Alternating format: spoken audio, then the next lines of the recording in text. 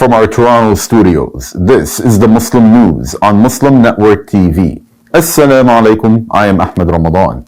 Israeli forces strike Gaza's Nasser hospital, killing at least 20 people, including 5 journalists. The Red Crescent says medics were also targeted. This and more in today's show. Stay tuned. The State Department has fired an official after dispute over policy in Israel and Gaza. Shahid Ghuraishi was the press officer for Israeli and Palestinian affairs. He says he was dismissed for writing talking points that the U.S. does not support the forced relocation of Palestinians. Ghuraishi says he was also fired for removing the term Judea and Samaria from the press statement on a West Bank visit. In a phone interview with The Hill, he said the firing will have a chilling effect on professionals in the department. He stressed that he was following the process, not pushing personal views. The State Department did not confirm the reasons for Ghuraishi's dismissal. A spokesperson only said employees must not put ideology above the president's agenda. The Washington Post reports that David Milstein, a senior advisor at the U.S. Embassy in Israel, pushed for his removal. Ghuraishi says embassy officials now have greater sway over U.S. messaging. Israeli soldiers killed at least 20 people, including 5 journalists, in a strike on Gaza's Nasser hospital in Khan Yunis. Among the dead are Al Jazeera's Mohammed Salama, Reuters cameraman Hussam Al-Masri, Associated Press and Independent Arabia's Maryam Abu Daqqa, Ahmed Abu Aziz of the Quds Feed Network, and NBC's Muaz Abu Taha. The Palestine Red Crescent says one of its medics was injured while treating the wounded inside the hospital. The group released a video on X showing its rescue van riddled with bullet holes. Footage shows Israel striking the hospital again while rescue workers were on the scene. This is not the first time that Nasser Medical Complex has been hit. Israel has killed doctors, civil defense workers, and journalists there in repeated attacks. The health ministry says Israeli strikes in the past 24 hours have killed 58 and wounded more than 300. That includes 28 people shot by Israeli soldiers while waiting for aid.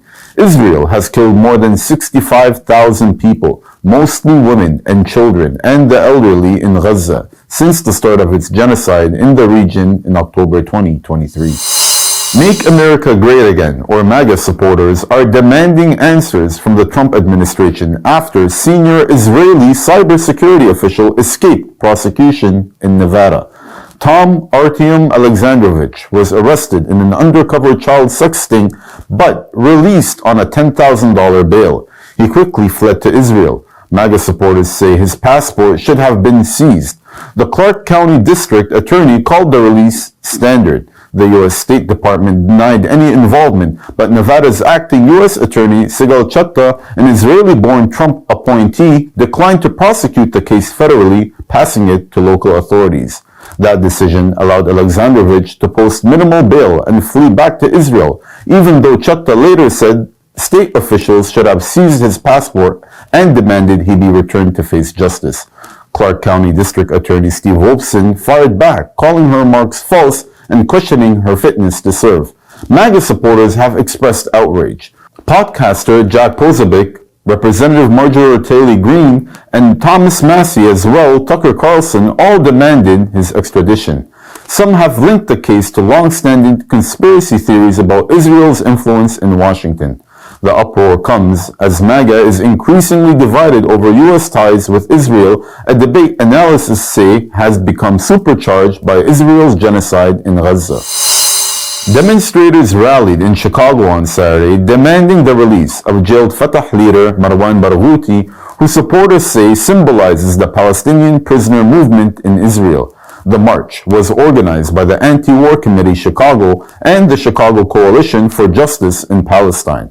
Protesters moved along Michigan Avenue chanting slogans and waving Palestinian flags. A motorbike group joined the rally, adding to the show of support.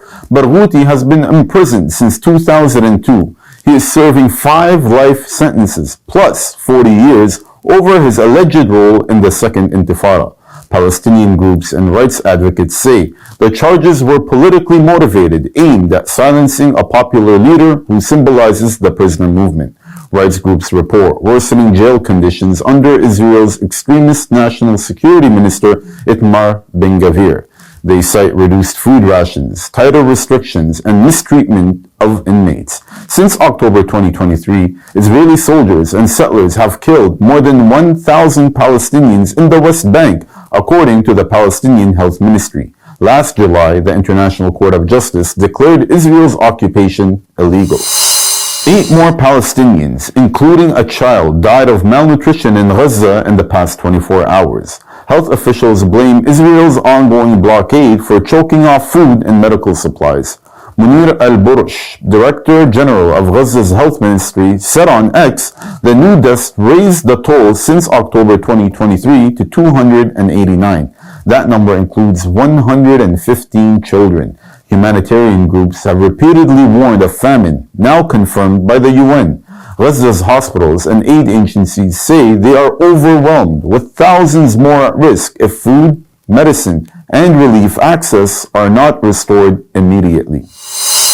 Palestinians crowded west of Nusayrat refugee camp in central Gaza on Sunday, racing to collect humanitarian aid dropped by military cargo planes. After hours of waiting under the blazing sun, some secured food parcels. However, many went home empty-handed. The aid scramble comes as famine grips the enclave due to Israel's blockade of food, medicine, and humanitarian aid since March 2nd. Israel has shut off all Gaza crossings, blocking thousands of aid trucks. The UN Food Security Agency confirmed Friday that famine already has taken hold in northern Gaza and likely will spread south by the end of September. Only small quantities have entered, far below the needs of the territory's 2.4 million people. Health officials reported Sunday 8 more Palestinians. A new poll shows Queens Assemblyman Zoran Mamdani far ahead in the upcoming New York City's mayor race. Details coming up next.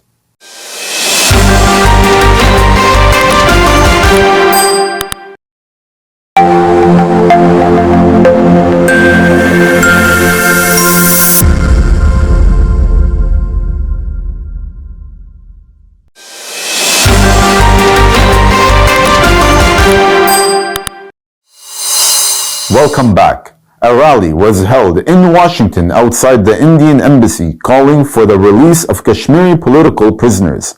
Razia Sultan, daughter of jailed leader Yassin Malik, made an emotional appeal to world leaders to save her father's life. Malik, head of the Jammu and Kashmir Liberation Front, faces a possible death penalty after a trial court sentenced him to life in 2022. Speakers, including Kashmiri American leaders and activists, condemned India's use of harsh laws to silence political voices. They said leaders such as Shabir Shah, Musarat Alam, Asiya Andrabi, and noted human rights activist Khurram Parvez have been unjustly held continuously for the past 5 years. Placards carried slogans like "No Justice, No Peace," and "Release Yassin Malik." Scholars and lawyers warned that Indian Prime Minister Narendra Modi's government is using Malik's case for domestic politics, shutting down doors to peace in the region. Protesters urged the UN, US, and world powers to intervene immediately. The Trump administration says it will rescreen all 55 million US visa holders. Those found violating conditions could lose their visas and face deportation.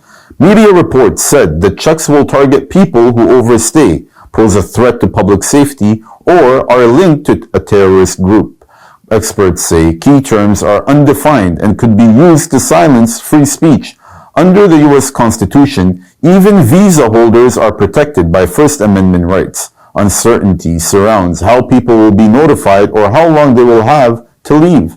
For those outside the country, revocations would block re-entry. The crackdown comes as immigration raids by masked immigration and customs enforcement agents spread fear in minority communities across the U.S. New rules also scrap marriage as a path to a green card.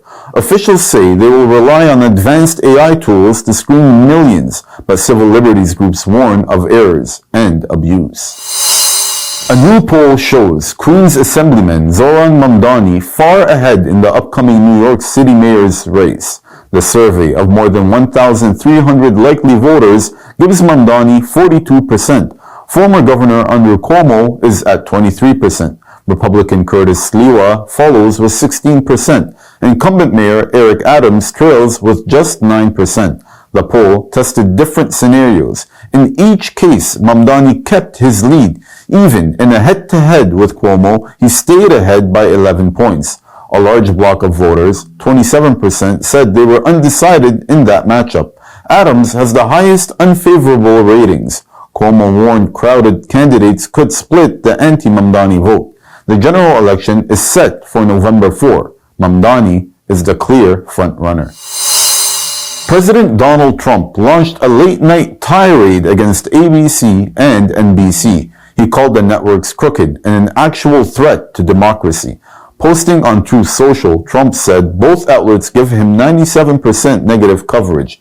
He demanded their FCC licenses be revoked or that they will pay millions in fees for using public airwaves.